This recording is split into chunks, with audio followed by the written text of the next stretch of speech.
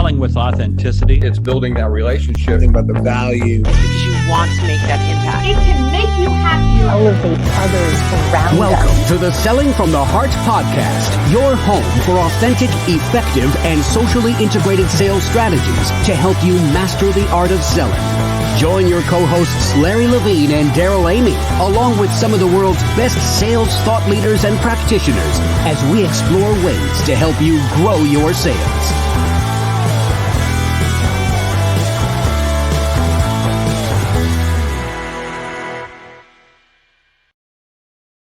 Hello and welcome back to the Selling from the Heart podcast. Your co-host Daryl Amy here today with Larry Levine. What's going on, Larry?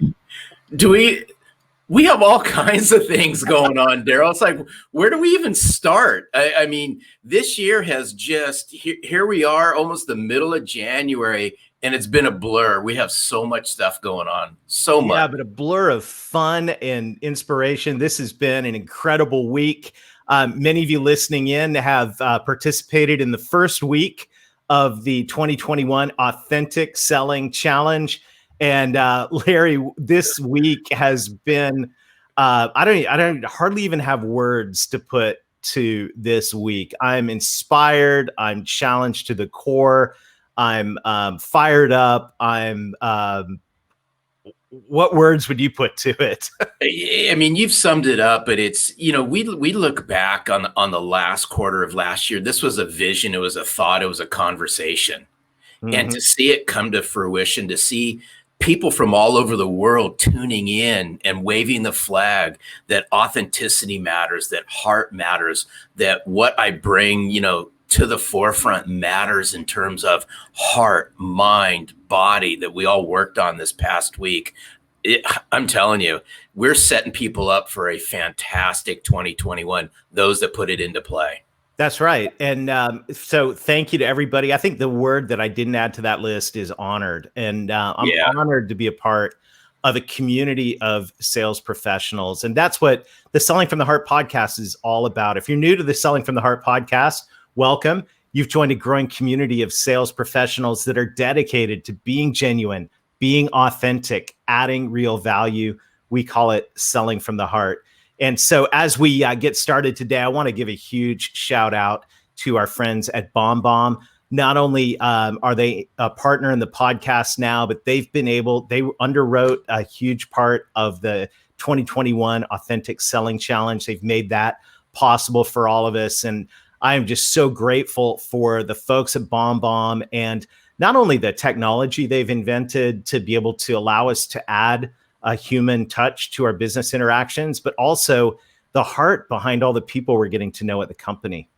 Yeah, what's really interesting, and this was a shining moment throughout. It happened on the very first day, Daryl.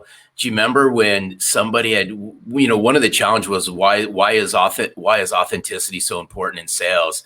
And for somebody to do their very first video, yes, inside the group, right? That's inspiration. And thanks to BombBomb, they really bring this to the forefront. And a shout out on the book is, how do you rehumanize your business? Well, guess what? You bring the best version of yourself forward and you connect through the power of video. You do. And we want to share a brief message from our friends at BombBomb. And then we're going to introduce what is going to be an incredibly compelling conversation today. So let's hear from our friends at BombBomb.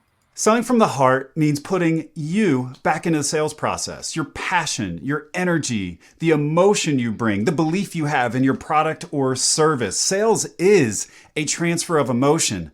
But can that happen if you're hiding behind a keyboard? Will another text-based message in their inbox get you to where you want to go? There's a better way, and it starts with you. You in front of more people, more often through a video messaging platform like BombBomb. We want to guide you along the Selling from the Heart process. Sign up for a free trial of BombBomb at bombomb.com or sign up for a demonstration and sell from the heart by being face-to-face with more people more often. Just perfect. So many people are taking the BombBomb challenge right now, taking advantage of 14 days 14 days of sending at least one video a day. And you know what? The first few videos, you're not going to be super comfortable. I can just tell you that. But once you do it, you're going to get addicted to spreading love. And so speaking of love, that was a great segue. That was a terrific segue. We have here in the house, why don't you introduce our new friend, Dr. Maria Church?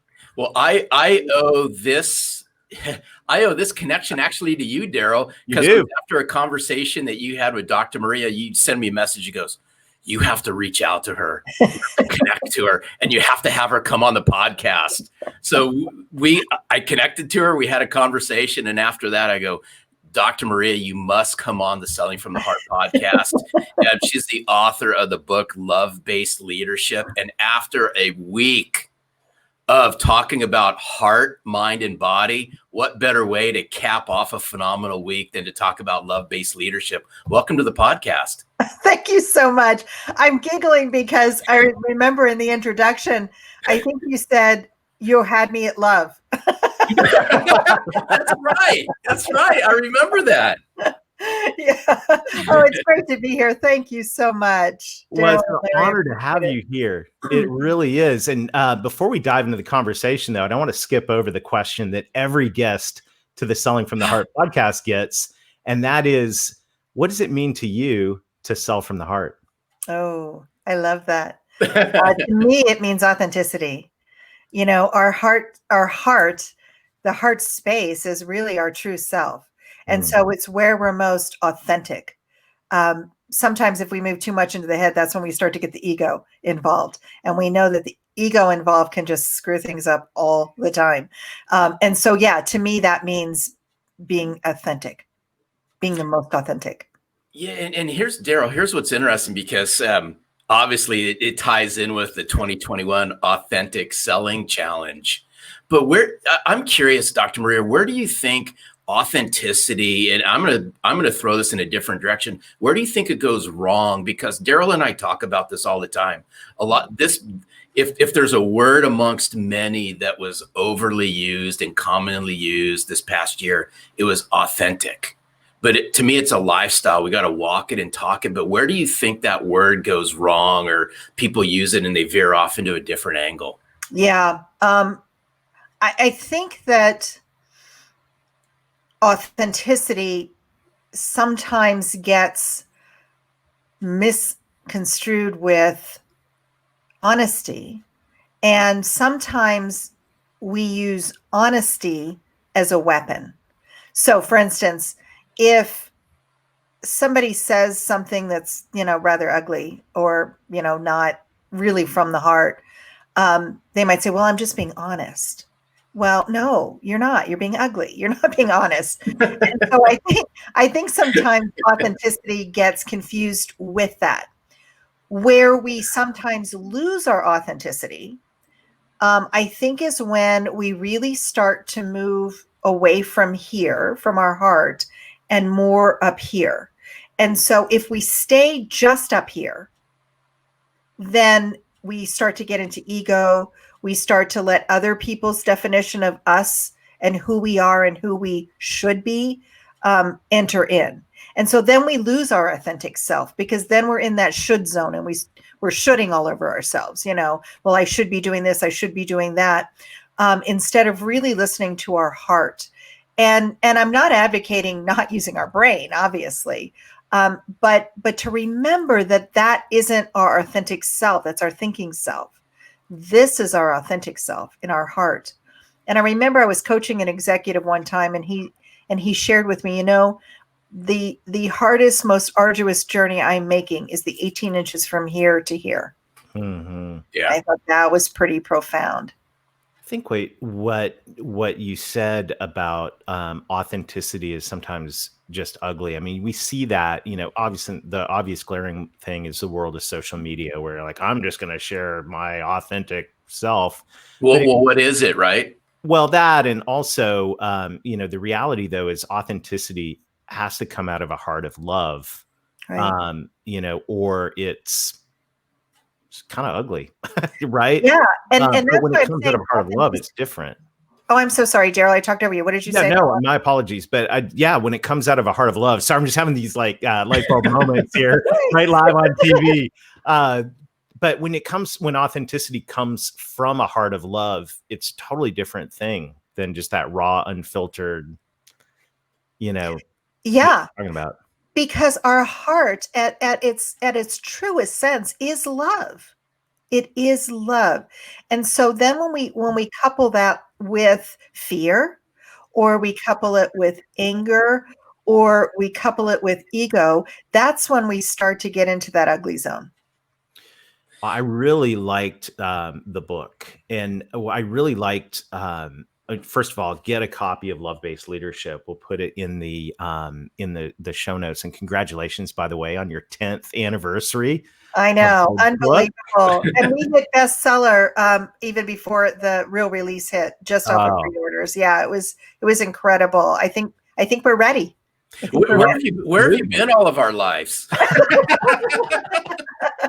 Well, you know what? I mean, I really grew up professionally in sales and marketing. I led the sales and marketing division for a Fortune 500 company, a home builder and land developer for 15 years. And so, I really started to formulate a lot of my thoughts around leading with love and love versus fear. I really started to formulate a lot of those thoughts during that time. Yeah, it's powerful. And I think, we've said this on the podcast before, and I just want to set this conversation up by, reminding all of us that to be in sales is to be a leader. Leadership, as we were talking about before the show, is influence, right? And whether you lead a company or you are a sales professional, we are leaders. We're influencing change, hopefully influencing good. And so, when you look, I'm a firm believer that every sales professional should have a steady digest of leadership training, because the principles between sales and marketing and leadership are very, very similar. I wholeheartedly agree. Most of my work was while I led the sales division, most of my work and focus was on the marketing part of the whole process.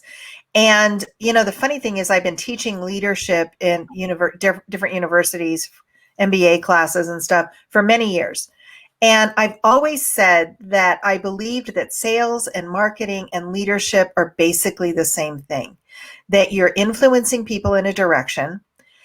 You're facilitating change, as you just said. And your main approach or your main ultimate desire is buy-in, so that we're all in this together. Mm-hmm. And so it's interesting because when I do a lot of consulting and coaching and training, which I do today, I always bring in a lot of sales philosophies and sales ideas like stick strategies, to help the sales stick so that the buyer's remorse doesn't really, rear its ugly head, right? Which we know it will at some point, especially those higher ticket items.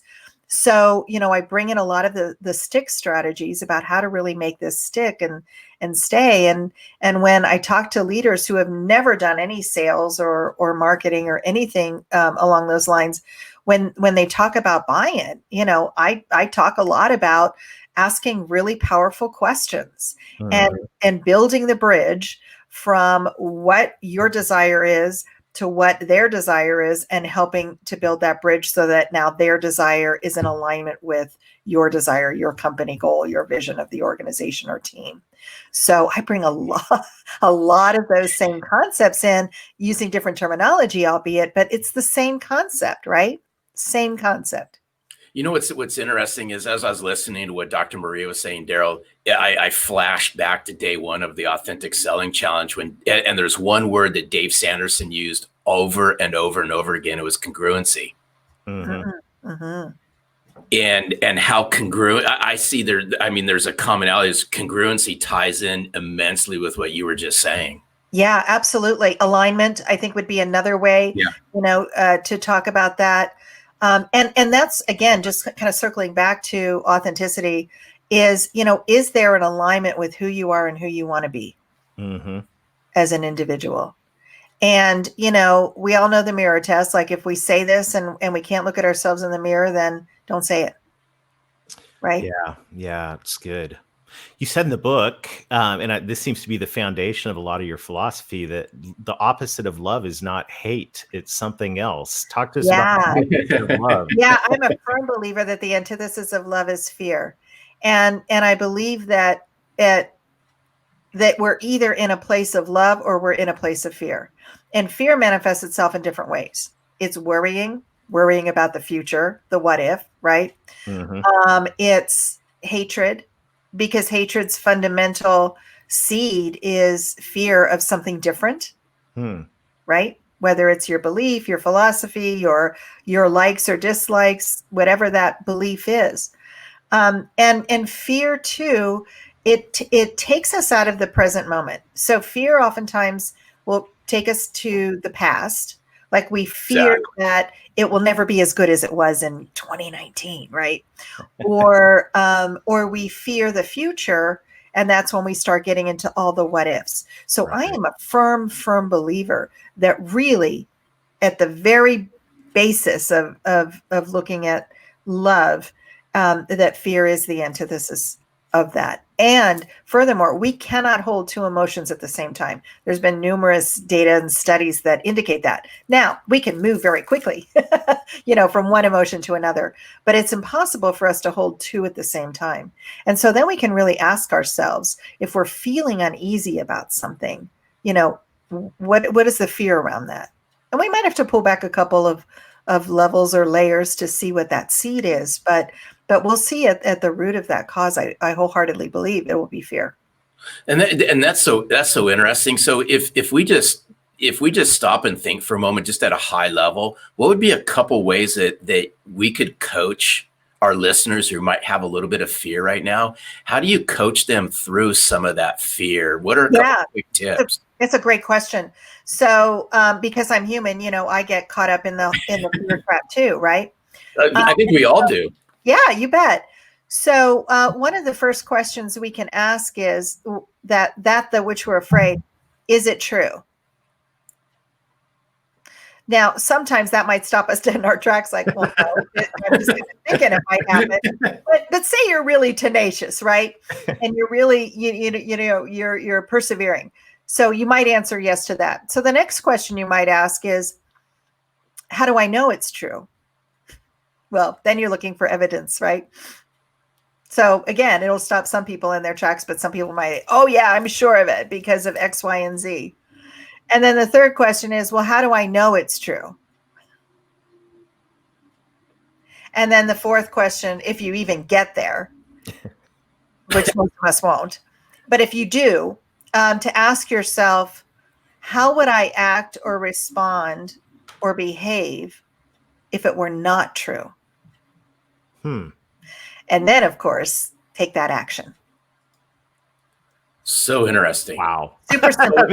Four simple steps. Yeah, and you know what? There was one word, and you had me after the second question. I'm just, maybe this is just how I think, is where does validation come into this? Because I was thinking, as I'm listening to your questions, now I'm going, I've got to validate in my mind, is this true, and so forth. So am I off base on that? And if I am, that's okay. So that validation is really, how do you know it's true? That's the evidence. That could be the validation. And, like I say, I struggle with fear a lot of times too. And if I ask myself those questions, Larry, I rarely even get past question 2. And really, truthfully, I end up laughing at myself after I answer question 1. And by the way, you can give me a virtual high five, because I'm right there with you, because Daryl knows me really well. And what you just said is, like, I constantly deal with that, constantly. Yeah, we all do. We're all human, and I think the thing is, once we walk through the doors of awareness and we really are aware of, are we in a place of love or are we in a place of fear? That once we walk through those doors, it's real hard to be dark about that again and to not be aware of it. I mean, I don't know if the women in your life, if they've ever been pregnant, but it's sort of like when you're pregnant, you realize, oh my gosh, everybody in town's pregnant. or you get a red car, and now all of Yeah. a sudden there's all these red cars Mhm. everywhere. It's an awareness. So the Yeah. same thing. So I apologize, not apologize for now having this Sorry, discussion. not sorry. You will be aware that you're either in a place of love or you're in a place of fear, and you know that you're going to be most powerful and most successful when you're in a place of love. This is okay. So here's a scenario that I want to bring up into the conversation is most sales teams are led by fear. Yeah. Fear-based leadership. I mean, I've been a part of them. I've been probably in led it a my couple whole myself, career. right? Yeah. If I you get it. don't ... here's what's going to happen, blah, and so Sure. we walk around all the time afraid that the world's going to collapse, the house of cards is going to fall over, we're not going to hit quota, we're going to get fired, we're going to live under a bridge. I mean, these are that it's easy to spiral as especially a commission-based sales professional. So Yeah. what if you have a boss that is a fear-based leader? What do you do? Yeah. So they haven't walked through those doors yet of awareness, right? No, No, Yeah. none whatsoever. There's a lot of them. Remember, no one else is in control of your heart or your head, really, unless you allow them to be, right? Mhm. So that is probably really the only thing that you have control over is your attitude, your beliefs, right? How you look at the world. So recognize that. So believe me, I have worked for ugly man more often than not. And I'm talking about his behavior, not about his looks, right? Maybe So both. I've had that boss. I've had that boss, yes. And so what we can do is, and it's super simple, and it's so funny because we live in a world that the complex seems to have more value. I don't know how we got off the rails with that, but really I think simple is profound. And so this is a very simple shift that we can do with ourselves when we find that we're in that place and we're getting that fear inundated on us, is to remember that we can shift our perspective. So the results could very well end up being what your boss wants to see, which is meeting quota, beating quota, exceeding sales, whatever that goal is, by just simply connecting to why you're doing the work that you're doing out of love. What is the love part of what you're doing? Is it for yourself, for the fulfillment and satisfaction of knowing you hit the next sale? Is it that bonus that you're going to get that potentially can take you and your family on a great vacation that you guys have been talking about? Is it the new flooring that you want for your house? What is it? What is your own intrinsic motivator that you can touch into love? And I want to illustrate this really quickly with these two teams that I was working with. So they were food manufacturers. And safety was a huge part. Safety culture was a huge part, you can imagine, for manufacturing. And so they had a plant in the United States and a plant in Mexico. And they thought, wouldn't it be fun to do a competition, right? And we know we have sales competitions all the time, right? Which is sort of like a healthy competition, right, among people in the organization. So they were doing the same concept that we do in sales. So they were having this competition to see who could go the longest and win the safest plant, the manufacturing plant. And the Mexican plant won, I mean, hands down. They went over 180 days without a single cut on their finger. I mean, that's pretty incredible.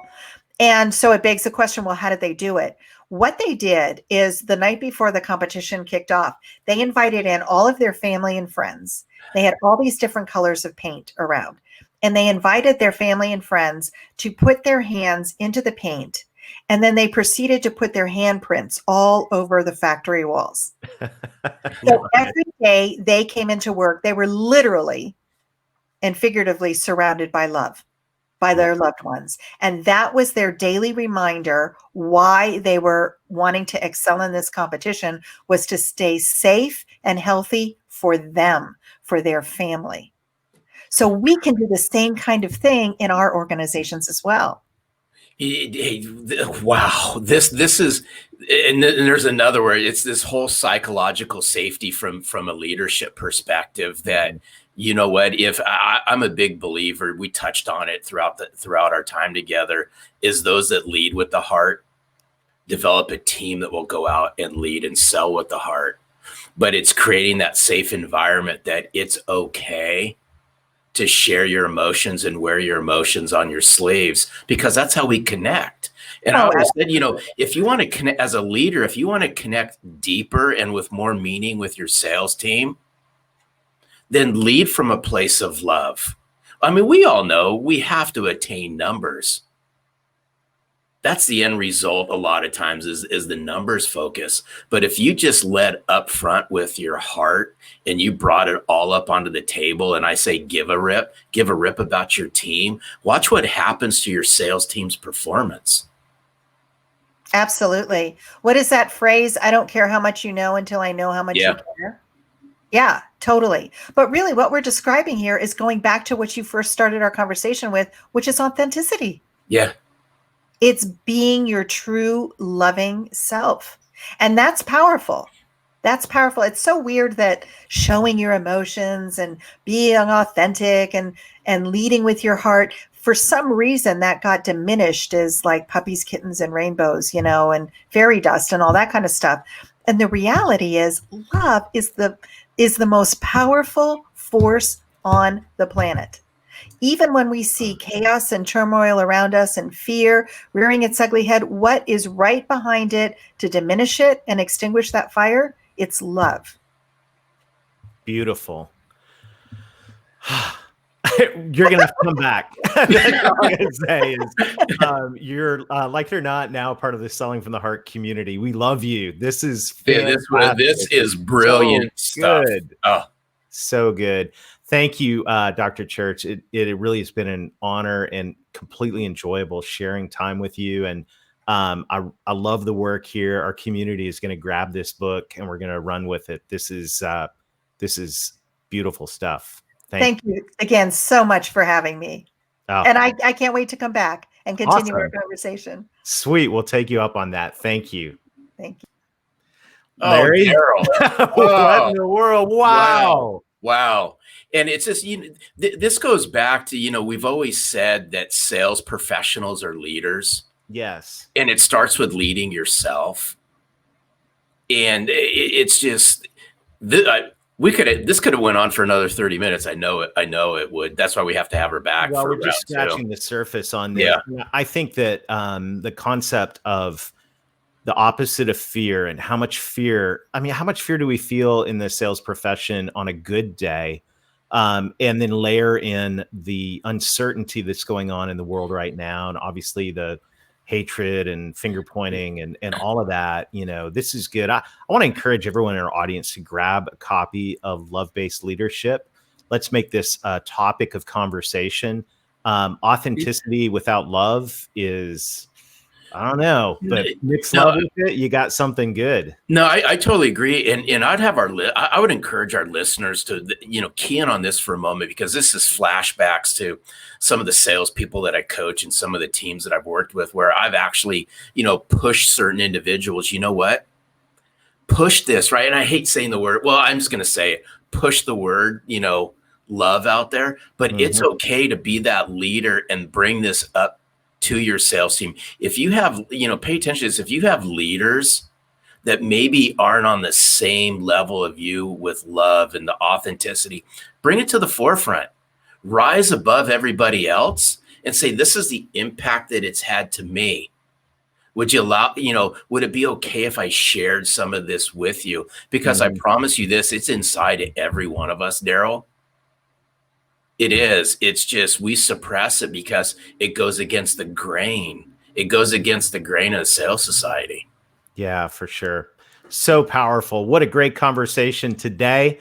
If you're listening to this on the day it comes out or anytime within the following week, you can still join the 2021 Authentic Selling Challenge. It's running through January 22nd, an hour of inspiration, ideas, and action every single day. Just go to 2021authenticselling.com. So we hope to see you there at the challenge. And until next time, keep being genuine, keep being authentic, keep adding real value, add love to the mix, and most of all, sell from the heart.